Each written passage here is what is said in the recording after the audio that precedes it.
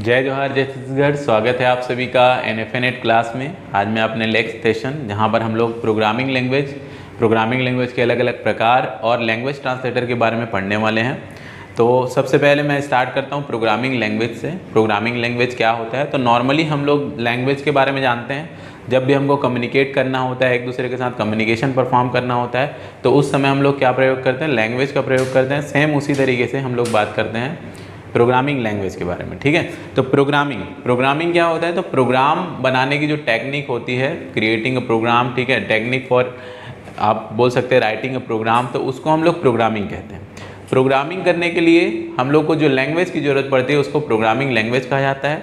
आखिर प्रोग्रामिंग करना क्यों ज़रूरी है? ये प्रोग्राम क्यों ज़रूरी होते हैं? कि कंप्यूटर में किसी भी काम को पूरा करने के लिए हमको कुछ ना कुछ इंस्ट्रक्शन देने होते हैं, कुछ निर्देश देने होते हैं। जो सेट ऑफ इंस्ट्रक्शंस होते हैं कंप्यूटर में दिए जाने वाले, वो सारे प्रोग्राम होते हैं। और इन सेट ऑफ इंस्ट्रक्शंस को बनाने के लिए, क्रिएट करने के लिए जो हमको लैंग्वेज की ज़रूरत पड़ती है, वो सारे प्रोग्रामिंग लैंग्वेजेस होते हैं। इंस्ट्रक्शन जो है यहाँ पर, वो बाइनरी इंस्ट्रक्शन जो होता है वो अंडरस्टैंडेबल होता है किसके द्वारा? कंप्यूटर के द्वारा, मशीन लैंग्वेज जिसको हम कहते हैं। बट फर्दर आगे चल के हम लोग और भी डिफरेंट टाइप के लैंग्वेज पढ़ते हैं जिसके थ्रू हम लोग प्रोग्रामिंग करने की बात करते हैं। ठीक है, तो कुछ बहुत सारे अप्रोचेस हम लोग यहाँ पर देखेंगे प्रोग्रामिंग लैंग्वेजेस को लेकर। क्या क्या जो है वो सवाल हमको देखना है। सबसे पहले हम लोग बात करते हैं लो लेवल लैंग्वेज की। तो लो लेवल लैंग्वेज, जहाँ पर प्रोग्राम को लिखने के लिए हमको किसकी ज़रूरत पड़ती है? मशीन की जानकारी की जरूरत पड़ती है। ठीक है, मशीन की जब जरूरत पड़ती है, जानकारी की जरूरत पड़ती है, तो वो लो लेवल लैंग्वेज होते हैं। इसमें जैसे हमको देखने को मिलता है, एक हमारा मशीन लैंग्वेज होता है और एक हमारा देखने को मिलता है असेंबली लैंग्वेज होता है। जो मशीन लैंग्वेज को ही कुछ पर्टिकुलर कोड्स को न्यूमेरिक कोड्स में कन्वर्ट करके क्रिएट किया गया, असेंबली लैंग्वेज। और इसके बाद हम लोग समझते हैं कि कंप्यूटर केवल और केवल कौन सा लैंग्वेज समझता है? मशीन लैंग्वेज समझता है। और इस लैंग्वेज को हम जो है वो और क्या जानते हैं? बाइनरी लैंग्वेज भी कहते हैं। क्या लैंग्वेज के नाम से जानते हैं? बाइनरी लैंग्वेज के नाम से जानते हैं। सारी चीज़ों का तो कोड नहीं बनाया जा सकता है। जैसे कि हमको, आपको किसी न किसी नाम से जाना जाता है, तो कोड्स होते हैं। तो पूरे वर्क का कोड नहीं तैयार किया। जैसे जोड़ना है तो ऐड लिख दिया, मेमोरी में डालना है तो लोड लिख दिया, स्टोर लिख दिया। ये जो पर्टिकुलर कोड्स हैं, न्यूमेरिक कोड्स जिनको कहा जाता है, इनको बना के मशीन कोड के साथ जब असेंबल किया गया तो वो लैंग्वेज जो है वो हमारा क्या कहलाता है? Assembly language. High level language की बात करें तो आगे सारे लैंग्वेज हाई लेवल लैंग्वेज ही होते हैं, बट अपने विशेष फीचर के नाम से उनको अलग कैटेगरीज में भी रखा जा सकता है। ठीक है, तो फॉर्ट्रेन है, फार्मूला ट्रांसलेटर जिसको कहा जाता है, कोबोल है, कॉमन बिजनेस ओरिएंटेड लैंग्वेज जिसको कहा जाता है, एल्गोल है, एल्गोरिथम लैंग्वेज जिसको कहा जाता है, बेसिक है, beginners all purpose symbolic instruction code जिसको कहा जाता है, सी लैंग्वेज है, जावा है, C++ है। ये सारे लैंग्वेज यहाँ पर हमको देखने को मिलते हैं जो।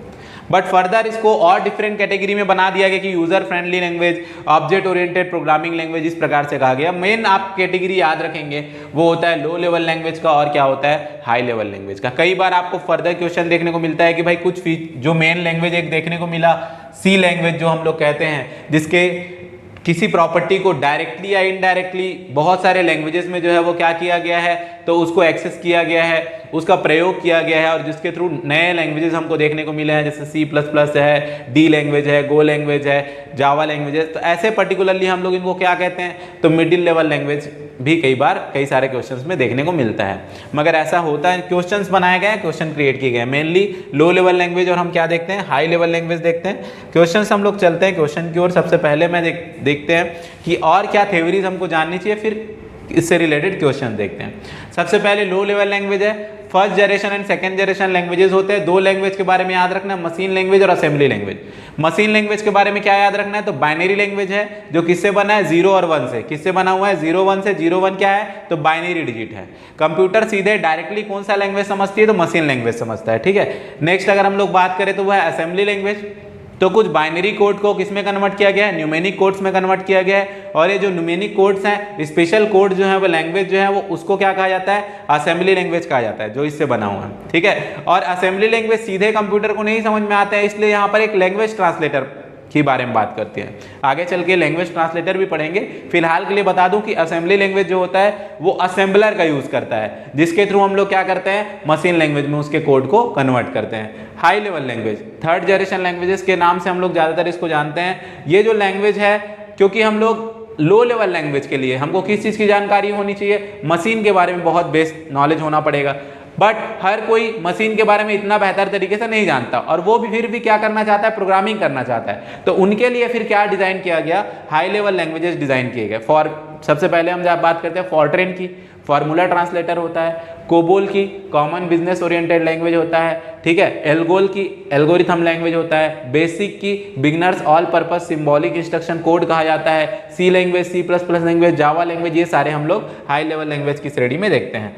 अगर मैं बात करूं प्रोग्रामिंग लैंग्वेज के और बेसिकली हाई लेवल लैंग्वेज में क्या क्या प्रोग्रामिंग लैंग्वेजेस हैं, तो BASIC beginners all purpose graphic symbolic instruction code, COBOL है common business oriented language, Pascal है एक जो है वो आपके साइंटिस्ट का नाम पे रखा गया, फॉर्ट्रेन है फार्मूला ट्रांसलेटर, सी लैंग्वेज है मैंने आपको बताया जो यूजर फ्रेंडली लैंग्वेज कह दिया गया है। तो क्या हाई लेवल लैंग्वेज ही है सामान्यता ये, ठीक है। हाई लेवल लैंग्वेज में क्या है, प्रोग्रामिंग सिंटैक्स वगैरह की जरूरत पड़ती है, सिंटैक्स सिमेंटिक्स का होना जरूरी होता है। बट यहाँ पर क्या किया गया है, ज्यादा यूजर फ्रेंडली बनाया गया। मुख्यतः जो डेटाबेस लैंग्वेजेस हैं, डी बेस है, फॉक्स बेस है, फॉक्स प्रो है, ओरेकल है, साइबेस है, ये सारे जो लैंग्वेजेस हैं वो यूजर फ्रेंडली लैंग्वेज में कैटेगराइज किए गए हैं हाई लेवल लैंग्वेजेस की श्रेणी में ही।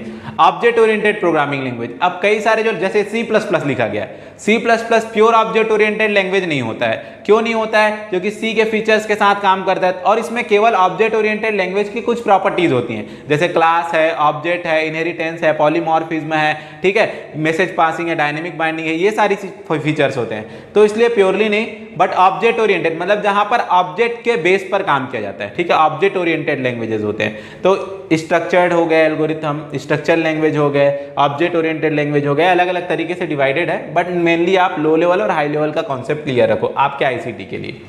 लैंग्वेज ट्रांसलेटर, क्योंकि आपको पता है कंप्यूटर केवल क्या समझता है, तो मशीन लैंग्वेज समझता है। तो बाकी किसी भी दूसरे लैंग्वेज में अगर मैं कुछ लिखता हूं, हाई लेवल लैंग्वेजेस में अगर मैं लिखता हूं, जैसे लो लेवल लैंग्वेज में मैं लिखा, तो लो लेवल लैंग्वेज में या तो मैं मशीन लैंग्वेज में लिखूंगा या तो मैं असेंबलर में लिखूंगा। अगर मैं असेंबलर में लिख रहा हूं तो कंप्यूटर तो सीधे नहीं समझेगा, सॉरी असेंबली लैंग्वेज में लिख रहा हूं तो अगर मैं असेंबली लैंग्वेज में लिख रहा हूं तो कंप्यूटर सीधे नहीं समझ पा रहा है, तो मुझे क्या करना पड़ेगा, एक लैंग्वेज ट्रांसलेटर का यूज करना पड़ेगा जो है असेंबलर। वो कन्वर्ट करेगा किसमें, मशीन लैंग्वेज में, ठीक है, मशीन कोड में कन्वर्ट करने का काम करेगा। नेक्स्ट अगर हम लोग बात करें हाई लेवल लैंग्वेज की, तो हाई लेवल लैंग्वेज के लिए दो ट्रांसलेटर हैं, एक है कंपाइलर, दूसरा है इंटरप्रेटर। कंपाइलर क्या करता है, पूरे सोर्स कोड को एक बार में ही ऑब्जेक्ट कोड में कन्वर्ट करता है, मतलब मशीन कोड में कन्वर्ट करता है। और इंटरप्रेटर क्या होता है, तो line by line, statement by statement convert करने का काम करता है। यही दोनों में फर्क होता है।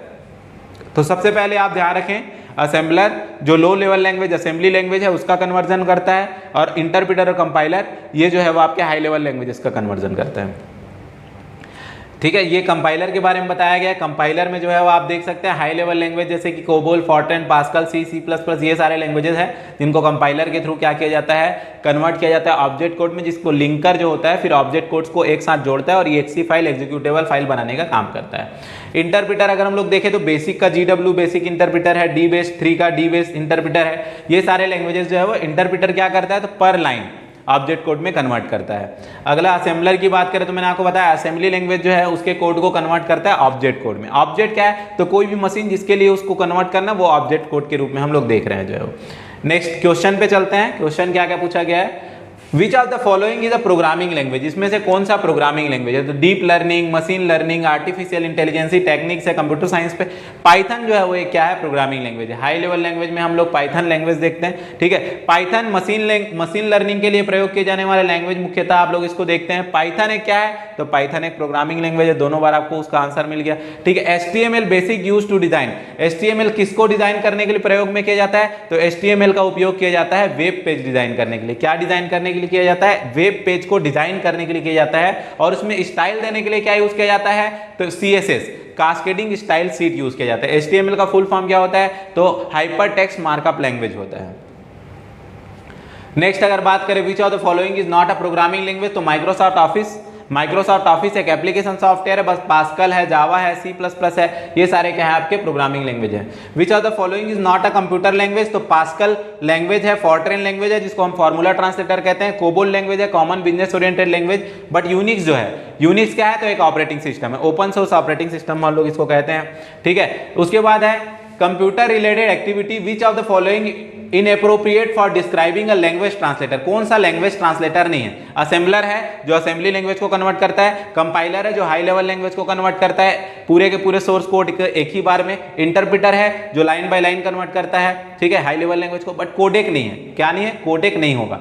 हाई लेवल प्रोग्रामिंग लैंग्वेज को कन्वर्ट करता है मशीन लैंग्वेज में, कौन सा है? तो ओरेकल तो नहीं है, ओरेकल जो है वो हम लोग आरडीबी में सॉफ्टवेयर के रूप में, डीबीए में सॉफ्टवेयर के रूप में देखते हैं। कंपाइलर है। असेंबलर तो लो लेवल लैंग्वेज को करता है, ना कि हाई लेवल लैंग्वेज को, ठीक है। अगला हमारे पास क्या है? Computer program that translate a program statement by statement. तो स्टेटमेंट बाय स्टेटमेंट कौन ट्रांसलेट करता है? इंटरप्रेटर करता है। तो ये जो सारे सवाल थे वो किससे रिलेटेड थे? प्रोग्रामिंग लैंग्वेज से रिलेटेड थे। नेक्स्ट जो मेरा लेसन है वो सॉफ्टवेयर को लेकर है, सारे कंप्लीट करने हैं हम लोगों को, क्योंकि फंडामेंटल, अभी तो हम फंडामेंटल की यूनिट देख रहे हैं, फिर फंडामेंटल में जितना बेसिक है वो कंप्लीट करेंगे, फिर जो अलग से दिया है, ऑपरेटिंग सिस्टम अलग से दिया है, एमएस ऑफिस अलग से दिया है, उनको फिर हम लोग 1 by 1 क्लासेस जो है हम कंप्लीट करने की कोशिश करेंगे। आई होप आप सभी को जो है वो समझ में आ रहा होगा जो भी चीजें हम यहाँ पर डिस्कस कर रहे हैं। आपको जो भी थ्योरी वीडियोस यहाँ पर प्रोवाइड किए जा रहे हैं उसके सारे क्वेश्चन क्विज फॉर्मेट में आपको टेलीग्राम में प्रोवाइड किया जा रहा है, जिसका लिंक आपको डिस्क्रिप्शन में मिल जाएगा। अगर आपने हमारे चैनल को अभी तक सब्सक्राइब नहीं किया है तो प्लीज़ सब्सक्राइब करें और हमको और ज़्यादा मोटिवेशन मिल सके इस प्रकार से जो है वो फ्रीली सारे कंटेंट को आपके लिए अवेलेबल कराने के लिए। मिलते हैं नेक्स्ट क्लास में, तब तक के लिए जय जोहार, जय छत्तीसगढ़।